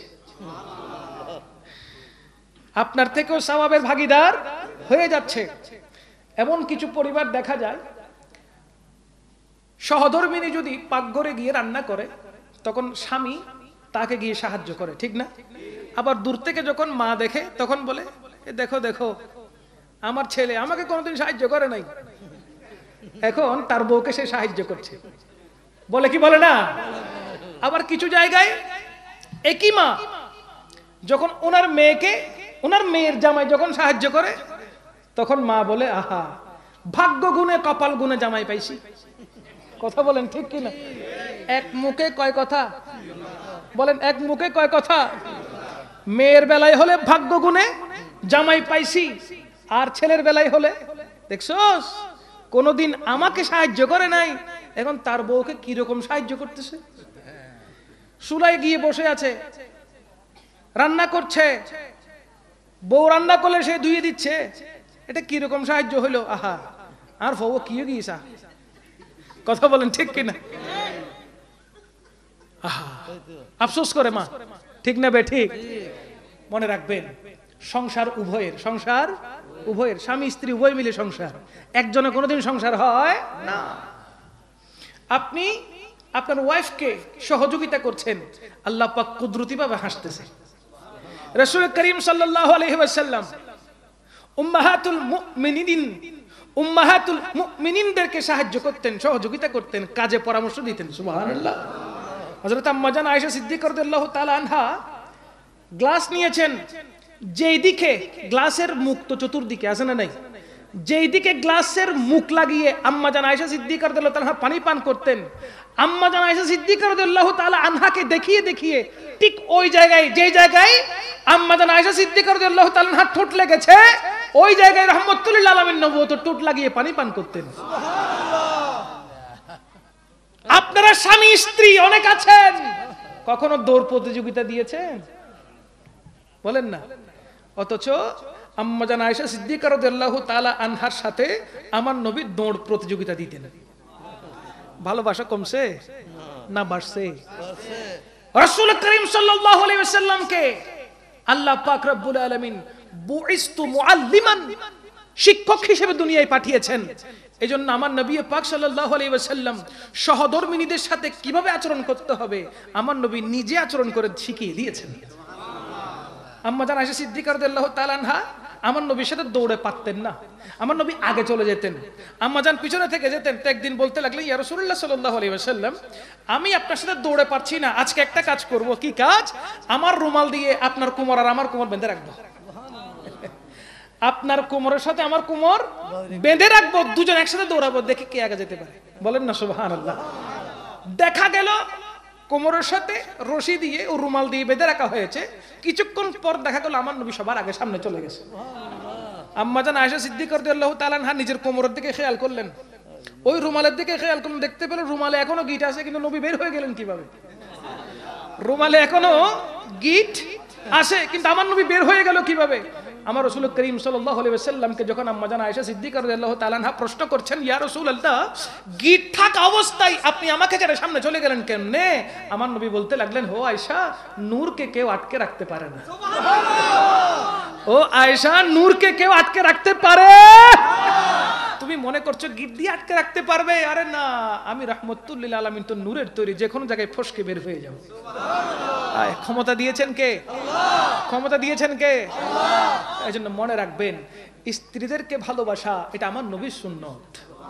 সুতরাং মহাব্বত করবেন, ভালোবাসবেন, কাজে সহযোগিতা করবেন। এটাকে দয়ুস বলে না। দয়ুস কাকে বলে জানেন? যারা বউ নিয়ে ব্যবসা করে, যারা বউ নিয়ে টিকটক করে, যারা বউ নিয়ে ইউটিউব করে, যারা বউ নিয়ে ফেসবুকে আসে, যারা বউকে শো করে নিজে পেছনে দাঁড়িয়ে থাকে, বউ কি করছে সবাইকে দেখায়, ঠিক কিনা বলেন? ওদেরকে বলা হয়েছে হাদিসের ভাষায় দয়ুস। কি বলা হয়েছে? সাবধান, বউ নিয়ে ব্যবসা করা যাবে। কত সুন্দর সুন্দর ব্যবসা আছে, তুই বউ লইকে ব্যবসা করস বেড়া, হিজারা হতো, ঠিক কিনা বলেন? কদিন ফরিতের বুঝে তুমি যাবি কই? কদিন ফর এলে বহুত যাইবে কই আরো, ঠিক কিনা? হও কেন? দয়ুস গুণে। মাশাআল্লাহ। কি গুণে? বউ নিয়ে ব্যবসা করা যাবে, এগুলো হারাম কাজ, বন্ধ করেন। বউকে সাহায্য করেন গোপনে, আল্লাহ দিবে ওপেনে, ঠিক কিনা বলেন? মোহাব্বত করেন, ভালোবাসা বাড়াবেন কে? ভালোবাসার স্রষ্টা কে? আল্লাহ। সুতরাং ইজ্জত করলে ইজ্জত বেড়ে যাবে। আপনি আপনার সহধর্মিনীর ইজ্জত করবেন, ঘরের মধ্যে হেও করবেন না। অনেকে আছে না, সবার সামনে বউকে ডাক দেয়, এটা কি করছো, ঠিক কিনা বলেন? খবরদার, এমন কোন শব্দ উচ্চারণ করবেন না যে শব্দ আপনার স্ত্রীকে অপমান করে। কারণ আপনার স্ত্রী যদি অপমানিত হয়, আপনি অপমানিত হবেন, ঠিক কিনা বলেন?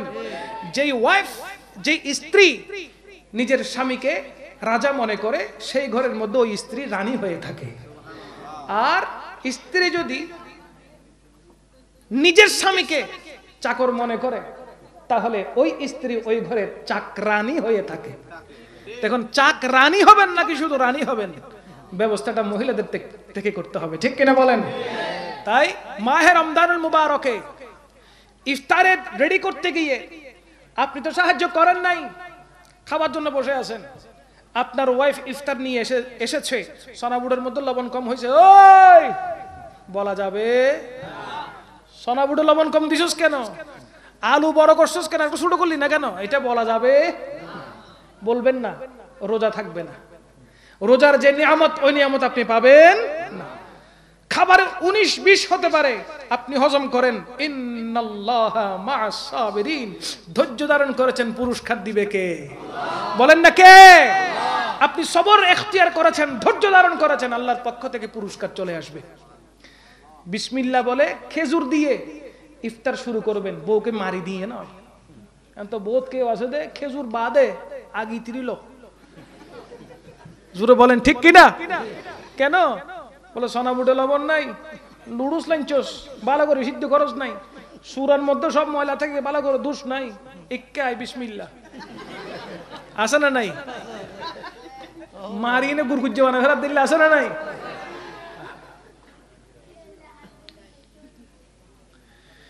আমার রাসূল করিম সাল্লাল্লাহু আলাইহি ওয়াসাল্লাম হাদিসে পাকে ইরশাদ করেছেন, ইফতার শুরু করো বিসমিল্লাহ বলে খেজুর দিয়ে। খেজুর না থাকলে পানি পান করো, পানি না পেলে দুধ পান করো, শরবত পান করো। আর বাঙালি 19 থেকে 20 হলে বিসমিল্লাহ বলে বউ ফিটাইয়া, কথা বলেন ঠিক কি না? এটা হাদিসে পাকে সরাসরি নিষেধ রয়েছে। খবরদার, সাবধান। তোমার ঘরের যে চেরাগ আনবে সে হলো তোমার স্ত্রী, তোমার সহধর্মিনী, ঠিক কি না? তাকে আদব করো, ইজ্জত করো, সম্মান করো, তার কেয়ার করো, তাকে যত্ন করো। তাকে যত্ন করে যত সুন্দর করে রাখবে তার থেকে সুন্দর ফল আশা করা যাবে। যেই বাগান চাষি যদি বাগানটাকে সুন্দর মতো পরিচর্যা না করে, পোকা এসে সব খেয়ে ফেলে। কথা বলেন ঠিক কিনা? ভালো ফল সেখান থেকে আশা করা যাবে। আপনি আপনার বউকে যত্ন করেন, আপনি আপনার সহধর্মিনীকে ইজ্জত করেন, সম্মান করেন, ভালোবাসা দেন, তার কেয়ার করেন, দেখবেন তার কাছ থেকে আল্লাহ আপনাকে নেককার সন্তান দান করতেছে। আল্লাহ আপনাকে নেককার সন্তান দিচ্ছে। কখন দিবে? যখন আপনি আপনার সহধর্মিনীর কেয়ার করবেন। সেও আপনার পরিবারের জন্য পরিশ্রম করতেই থাকবে, তো করতেই থাকবে। কতক্ষণ করবে? আমরণ করে যাবে। এরকম বাঙালি বউদের ইতিহাস আছে না নাই? আল্লাহ পাক রব্বুল আলামিন আমাদের প্রত্যেককে মাহে রমজানুল মুবারকের প্রত্যেকটা রহমত নেওয়ার তৌফিক দান করুন। আর একটু জোরে বলেন না আমিন। আজ আমরা এই বছরে মাহে রমজানুল মুবারক পালন করছি বাংলার জমিনে, আপন গৃহে, ঘরে, পরিবারের সাথে। আল্লাহ পাক আমাদেরকে যে কোনো একটা সময়, সেটা আগামী বছরও হতে পারে, কয়েক বছর পরও হতে পারে, আল্লাহর ঘরে মদিনাতুল মুনাব্বারায় মাহে রমজান পালন করার তৌফিক দান করুন। এত ছোট বললেন, আর একটু জোরে বলেন না। সোনার মদিনা বহু দূরে, সোনার মদিনা বহু দূরে, কিন্তু মদিনাওয়ালা, আরো জোরে, কিন্তু মদিনাওয়ালা ওই আমার অন্তর জুড়ে মদিনা আছে রে, আমার অন্তর জুড়ে মদিনা আছে রে। মদিনা মদিনা বলে, মাশাআল্লাহ, মদিনা মদিনা বলে, যে গিয়েছে একবার সোনার মদিনা, তার মনে আর কোনো দুঃখ রইল না, ঠিক না? যে গিয়েছে একবার সোনার মদিনা, তার মনে আর কোনো দুঃখ রইল না, তার মনে আর কোনো দুঃখ রইল না। যে গিয়েছে একবার সোনার মদিনা, তার মনে আর কোনো দুঃখ রইল না। আমার অন্তর জুড়ে মদিনা আছে রে, আমার অন্তর জুড়ে মদিনা আছে রে। মদিনা মদিনা বলে জিকির করে রে, মদিনা মদিনা বলে জিকির করে রে। সোনার মদিনা, সোনার মদিনা বহু দূরে, কিন্তু মদিনাওয়ালা, কিন্তু মদিনাওয়ালা। রসুল তুমি শোনো গো মোদের ফরিয়াদ, চুমুকেতে বাড়ায়ে দাও নুরানি হাত। আমার নবী নুরানি হাত বাড়ানোর ক্ষমতা আছে না নাই? রওজা পাক থেকে হায়াতুন নবী নূরানি নবুয়তের হাত বাড়িয়ে দেওয়ার ক্ষমতা আছে না নাই? দিছে কে? বড় পীর আব্দুল কাদের জিলানী গৌসে পাক রাদিয়াল্লাহু তাআলা আনহু আমার নবীর দরবারে যখন জিয়ারত করতে গেলেন, আমার নবীকে যখন সালাতুল সালাম দিলেন, আমার নবী পাক সাল্লাল্লাহু আলাইহি ওয়াসাল্লাম যখন সালামের জবাব দিলেন, গৌসে পাক বলতে লাগলেন, ও রাসূল, ইয়া রাসূলুল্লাহ, আমি আপনার আওলাদ, আমি আপনার বংশধর, আমি আব্দুল কাদের জিলানীর ইচ্ছা মদিনাতুল মুনাব্বারে এসেছি আপনি রাসূলের হাতে চুমু খাওয়া ছাড়া এখান থেকে যাব না। আমার নবী পাক সাল্লাল্লাহু আলাইহি ওয়াসাল্লাম রওজা পাক থেকে হাত মুবারক বের করে দিলেন, হাত মুবারক বের করে দিলেন। গৌস পাক রাদিয়াল্লাহু তাআলা আনহু ওই হাত মুবারক নিয়ে চুমু খেলেন, টুটে নিলেন, চোখে মালিশ করলেন, মাথায় মালিশ করলেন, বুকে লাগালেন। রাহমাতুল লিল আলামিনের এই হাত মুবারক চুমু দিয়ে গৌস পাকের কলিজাটা ঠান্ডা করে নিয়েছেন। সুবহানাল্লাহ। আমার নবী পারে কি পারে না? রাসূল তুমি শোনো গো মোদের ফরিয়াদ, চুমু খেতে বাড়ায়ে দাও। আহা মাশাআল্লাহ, চুমু খেতে বাড়িয়ে দাও নো। রাসূল তুমি শোনো গো আমার ফরিয়াদ, চুমু খেতে বাড়ায়ে দাও নূরানি হাত, চুমু খেতে বাড়িয়ে দাও নূরানি হাত। দাও সাহারা উম্মত বেসাহারা, দাও সাহারা উম্মত বেসাহারা, তোমারি সাহারা বিনে নেই কো পাইরে, তোমারি সাহারা বিনে নেই কো পাইরে। সোনার মদিনা বহু দূরে, সোনার মদিনা বহু দূরে, কিন্তু মদিনাওয়ালা কিন্তু মদিনাওয়ালা ও আমার অন্তর জুড়ে মদিনা আছে রে, অন্তর জুড়ে মদিনা আছে রে।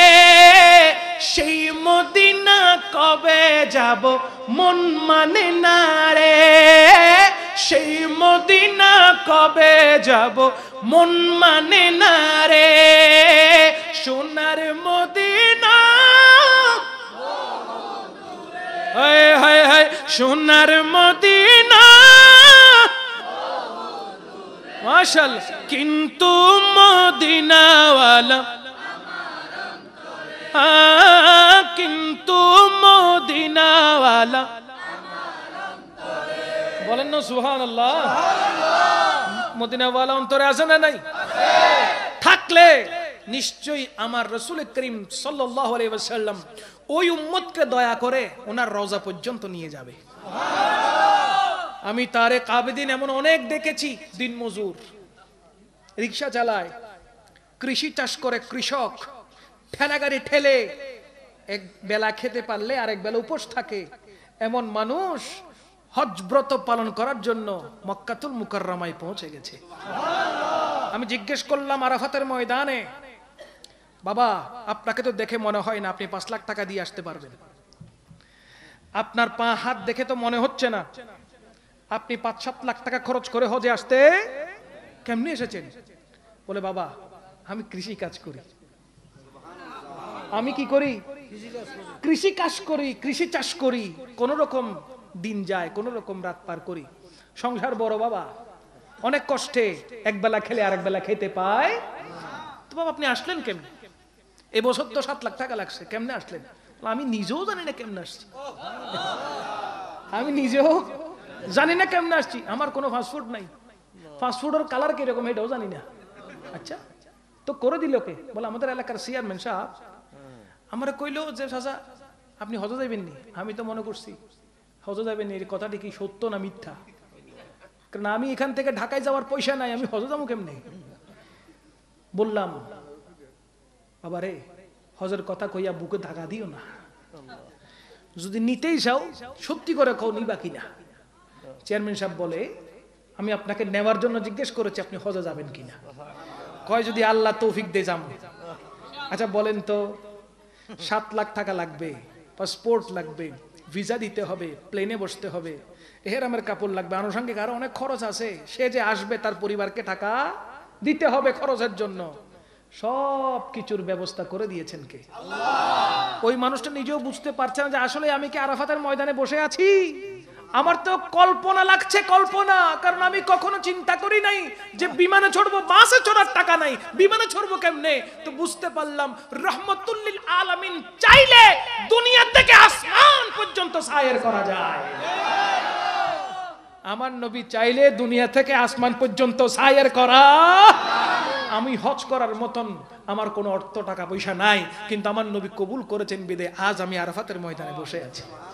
এই জন্য বলছি, ইশক থাকলে, প্রেম থাকলে, মোহব্বত থাকলে, ভালোবাসা থাকলে, নবীর প্রতি প্রেম থাকলে আপনাকে ওই প্রেম বাংলাদেশ থেকে মদিনাতুল মুনাওয়ারা পর্যন্ত পৌঁছে দিতে দেরি হবে না, ঠিক কি না? বিশ্বাস আছে না নাই? বিশ্বাস রাখেন, ওই বিশ্বাসে চোখের পানি ছাড়েন। মাহে রমজান মুবারক আপনার আমার জন্য সুবর্ণ সুযোগ। রাত পার হয়ে যাচ্ছে, ওই রাতকে কাজে লাগান।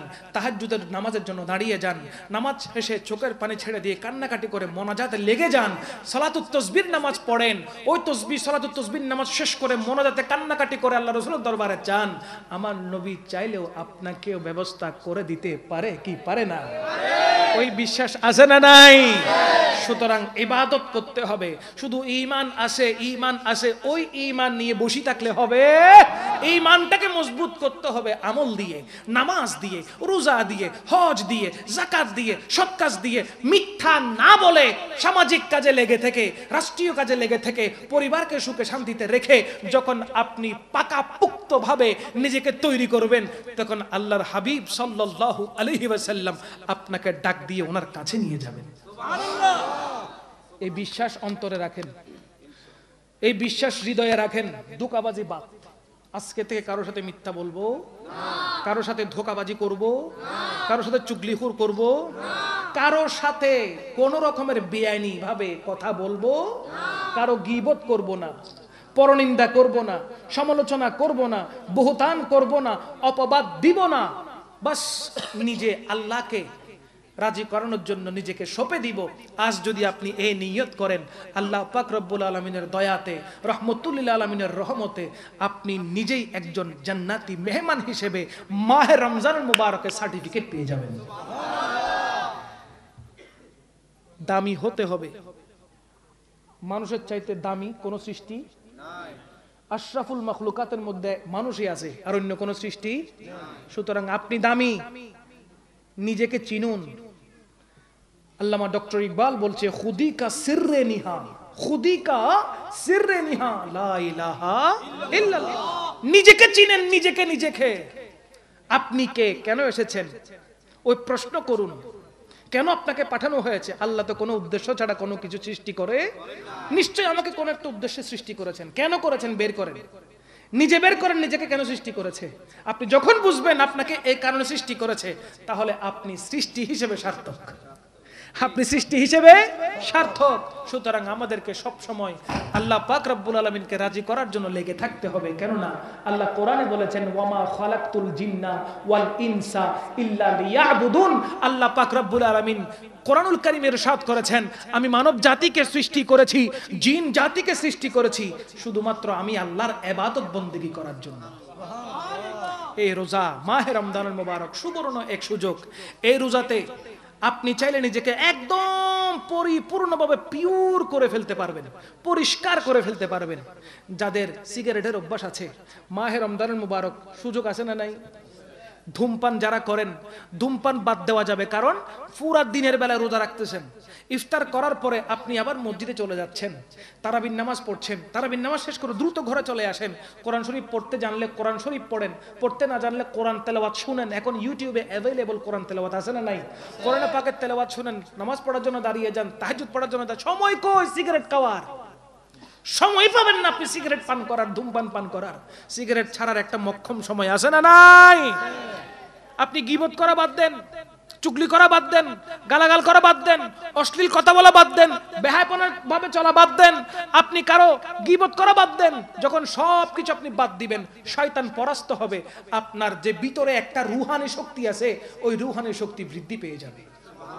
আপনার রুহানি শক্তি যদি একবার বৃদ্ধি পায়, একবার আপনাকে আল্লাহর বন্ধু হতে দেরি হবে না। আপনি আল্লাহর বন্ধু হতে দেরি যদি আপনার রুহানি শক্তি বৃদ্ধি পায়, আপনার রুহানি শক্তি যদি বেড়ে যায়, মনে রাখবেন একটা ফর্মুলা আপনাদেরকে দিয়ে যায়, মাহে রমজানুল মুবারকের মধ্যে 24 ঘন্টার মধ্যে ওযু অবস্থায় থাকার চেষ্টা করবেন।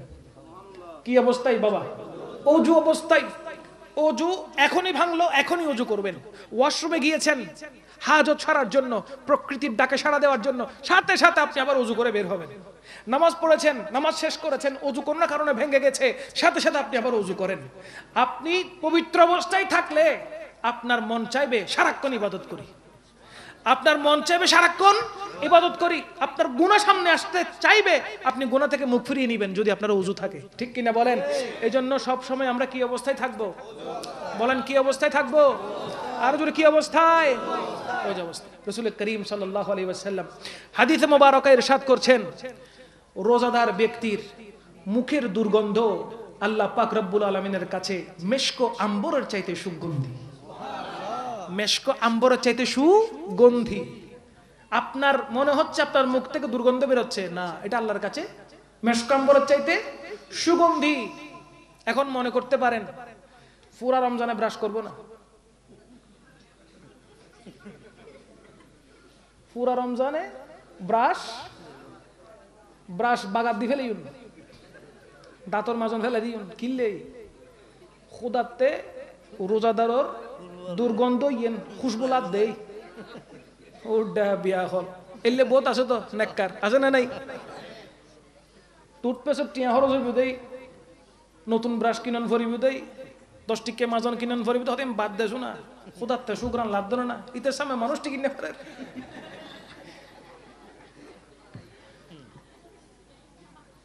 আর একজনে হতা হত যে মাস্ক পর্যন্ত হাজত নয় সেন মারি রুমাল লাগা দিয়ে মুখ জরুরি হতা হইতে গিয়ে ওটা পর হইস ঈদের পর হইস কথা আছে না নাই? সাহেরি করেছেন, ব্রাশ করে নিবেন।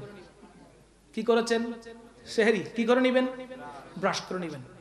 একদম মুখের ফেনা সবগুলো যেন চলে যায়, পেস্টের কোনো ঘ্রাণ যেন না থাকে। মেসওয়াক করার সুযোগ আছে না নাই? আবার অনেকে আছে মেসওয়াক করতে গিয়ে গিলে ফেলে, শেষ রোজা শেষ বরবাদ। মেসওয়াক করবেন যাতে থুতু ভিতরে না যায়, ওই রসটা যাতে ভিতরে না যায়, মেসওয়াক করবেন। মেসওয়াক বাদ দিয়ে হাতের আঙ্গুল দিয়ে করলেও সুন্নত আদায় হয়ে যাবে। কারণ আপনি মনে করেছেন মেসওয়াকও করবো না, দাঁতে আঙ্গুলও মারবো না, ব্রাশ তো দূরের কথা, সামনে কেউ টিকে থাকতে পারবে? বালা হতা হইলেও মাথা খারাপ হয়ে যাবে, ঠিক কিনা? এই জন্য সব সময় ফ্রেশ থাকবেন, পবিত্র থাকবেন। অনেকে নামাজ পড়তে যায়, ঘরে যে গেঞ্জি পরে ওই গেঞ্জি পরে নামাজে দাঁড়ায় যায়, আছে না নাই? যে লুঙ্গি পরে ওয়াশরুমে গিয়েছেন, সারাক্ষণ লুঙ্গিটা শরীরের সাথে ছিল, ভালো করে খুলে ঝাড়া দিলে আরেকজন বেহুশ হয়ে যাবে, সেটা নিয়ে যাচ্ছেন মসজিদে। পেছনে যে দাঁড়াইছে সে সিদ্ধা থেকে মাথা তুলতেছে না, ও বাজি রে বাজি, হন গুড়ো তাই গেল বলে কি বলে না? আল্লাহ পাক পবিত্র, তিনি পবিত্রতা পছন্দ করেন। আপনি দাঁড়াচ্ছেন কার সামনে? কথা বলেন না, আমি হাসাই বলছি মনে থাকার জন্য। আপনি দাঁড়াচ্ছেন কার সামনে? আচ্ছা, যে লুঙ্গিটা পরে, যে গেঞ্জিটা পরে আপনি মসজিদে গেছেন, সেটা পরে দাওয়াত খাইতে যাবেন?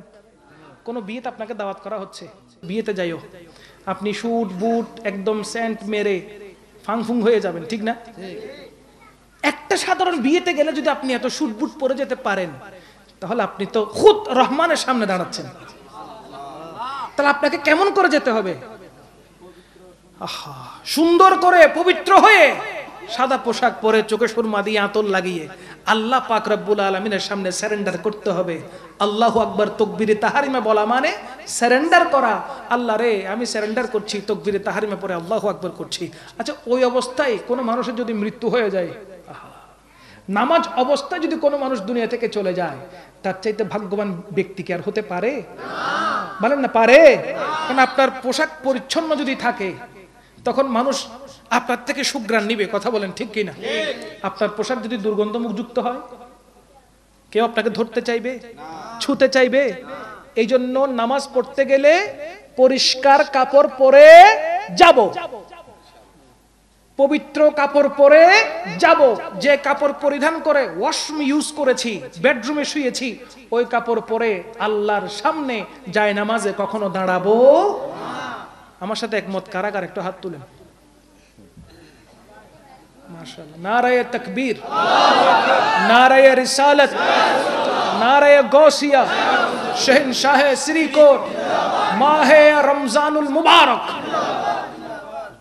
তাহলে আমরা প্রতিজ্ঞা করলাম পবিত্র কাপড় পরে, ফ্রেশ কাপড় পরে আল্লাহর দরবারে যাব ইনশাআল্লাহ। বলেন নামাজে, কোরআন তেলাওয়াতে সব সময় পবিত্র কাপড় পরিধান করে যাব ইনশাআল্লাহ। বলেন আত-তুহুরু শাতরুল ঈমান, পবিত্রতা ঈমানের অঙ্গ। আপনি ওযু করেছেন, পবিত্র হয়েছেন, কিন্তু আপনার পোশাক বলে দিচ্ছে আপনার শরীর থেকে দুর্গন্ধ বের হচ্ছে, ঠিক না? এগুলো সব রাখবেন, পবিত্র কাপড় পরবেন, পরে প্রয়োজন আবার অন্য কাপড় পরেন, কিন্তু পবিত্র কাপড় পরে, ফ্রেশ কাপড় পরে আপনি দাঁড়ান, ধোয়া কাপড় পরে আপনি দাঁড়ান আল্লাহর সামনে। আল্লাহ পাক রব্বুল আলামিনকে আপনি যা বলবেন, যা ফরিয়াদ করবেন, আল্লাহ সুবহানাহু ওয়া তাআলা রাহমাতুল লিল আলামিনের উম্মত হওয়ার খাতিরে কবুল করে নেবে। কারণ আমরা বলতেছি তো বলতেছি, মুখে ফেনা চলে আসছে, তারপর আল্লাহ ইবাদত দোয়া কবুল করছে না, কবুল করিব হতো বিষাক্ত ফোক সামালি তো দাইজার গুই তোমার বাসে দোয়া কবুল হতো না। এই জন্য পবিত্রতার সাথে আমরা ইবাদত বন্দেগী করবো ইনশাআল্লাহ। পড়েন জোরে পড়েন ইনশাআল্লাহ, ইনশাআল্লাহ। মাহে রমজান যদি আমাদেরকে পরিবর্তন করতে না পারে, তাহলে আর কোনো মাস থাকবে না পরিবর্তন হওয়ার জন্য। এই মাহে রমজানুল মুবারক আমাদেরকে পরিবর্তন করবে এবং আমরা আমাদের আত্মা, আমাদের শরীর পবিত্র করবো ইনশাআল্লাহ। পড়েন এই এক মাস যা করব, বাকি 11 মাস সে অনুযায়ী চলার আল্লাহ আমাদেরকে তৌফিক দান করুন। জোরে বলেন আমিন।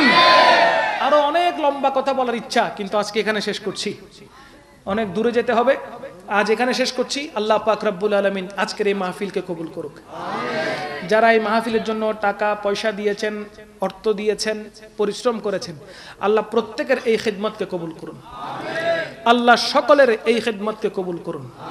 পবিত্র লাইলাতুল কদর আল্লাহ আমাদেরকে নসিব করুন। লাইলাতুল কদর আল্লাহ আমাদেরকে নসিব করুন। আমরা যেন পবিত্র লাইলাতুল কদর রাত্রিতে, ভেজর শেষ 5 দিন আমরা যেন রাত ভর ইবাদত করতে পারি, আল্লাহকে রাজি করতে পারি। আল্লাহ আমাদেরকে সেই তৌফিক দান করুন। আমিন। ওয়া আখির দাওয়ানা আলহামদুলিল্লাহি রাব্বিল আলামিন।